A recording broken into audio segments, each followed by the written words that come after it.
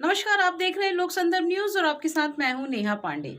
लोकसभा और राज्यसभा से 146 सांसदों के निलंबन के विरोध में नाराज कांग्रेस सड़कों पर उतर गई है। शुक्रवार को प्रदेश भर में कांग्रेस ने धरना प्रदर्शन किया। भोपाल के रोशनपुरा चौराहे पर कांग्रेस के धरना प्रदर्शन में प्रदेश अध्यक्ष जीतू पटवारी शामिल हुए। इस दौरान पीसीसी चीफ जीतू पटवारी ने बीजेपी पर जमकर निशाना साधा। उन्होंने कहा कि विधानसभा और लोकसभा लोकतंत्र के मंदिर है, इसमें जनता की समस्याओं के समाधान को लेकर सवाल होते हैं। भाजपा ने इस ताकत को चकनाचूर किया है और इस एहसास को मैं जी सकता हूं। पिछले सत्र में मुझे जिस तरह से निलंबित किया गया वह एक उदाहरण है। जीतू पटवारी ने बीजेपी पर निशाना साधते हुए कहा कि चुनाव में शिवराज का चेहरा दिखाकर परिणाम के बाद सीएम बदल दिया गया। तीनों राज्यों के मुख्यमंत्रियों के चयन की प्रक्रिया को देखें। क्या विधायकों को अपनी पसंद का मुख्यमंत्री चुनने का अधिकार नहीं है? शिवराज ने अपने वादे और विचार प्रदेश की जनता को बताए और उन्हीं को किनारे कर दिया गया। इस दौरान ईवीएम पर सवाल उठाते हुए जीतू पटवारी ने कहा कि लोकतंत्र में ईवीएम को लेकर कई लोगों ने कोर्ट में कई केस लगाए हैं। चुनाव परिणाम आने पर लोगों का विश्वास कम होने लगता है। यह सवाल भी उठ रहा है कि पीएम मोदी के 2014 से सत्ता में आने के बाद 500 से ज्यादा सांसद सस्पेंड हुए हैं। पूरे देश में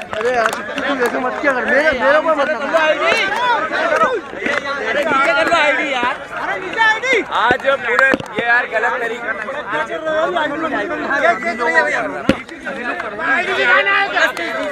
आज पूरे देश में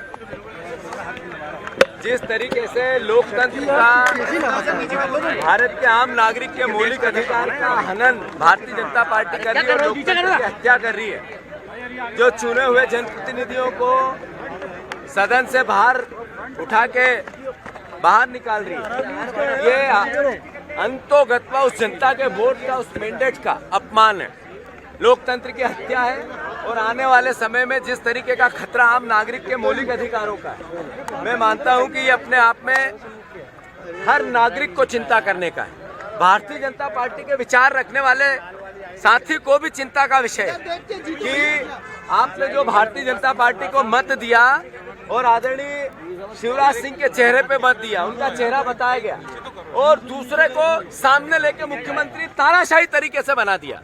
एक्सेप्ट किया शिवराज जी ने, सारे विधायकों ने एक्सेप्ट किया, पर अल्टीमेटली लोकतांत्रिक प्रक्रिया नहीं हुई। जो सांसद चुन के गए उन सांसदों को जिस तरीके से बाहर निकाल दिया, उस क्षेत्र के नागरिकों के प्रश्नों का क्या हुआ, उनके सवालों का क्या हुआ, उस क्षेत्र का भारत के आम नागरिक की भावनाओं का क्या हुआ?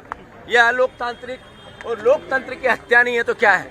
मोदी जी ने कहा था एक नया तरह का, एक अलग तरह का भारत हम बनाएंगे, एक अच्छे दिन लेके आएंगे, एक संपन्न राष्ट्र बनाएंगे।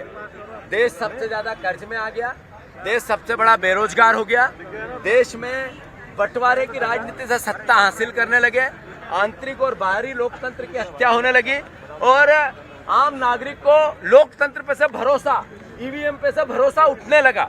ये क्या है? ये लोकतंत्र की हत्या नहीं है तो क्या है?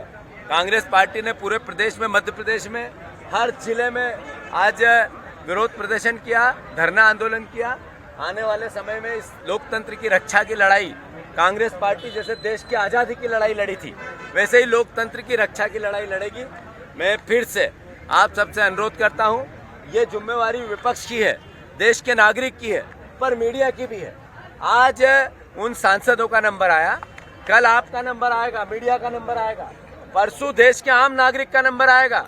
अगर इसी तरह की सोच को हमने हावी होने दिया तो देश का कोई नागरिक इससे अछूता नहीं रह सकता, कोई व्यवस्था अछूती नहीं रह सकती।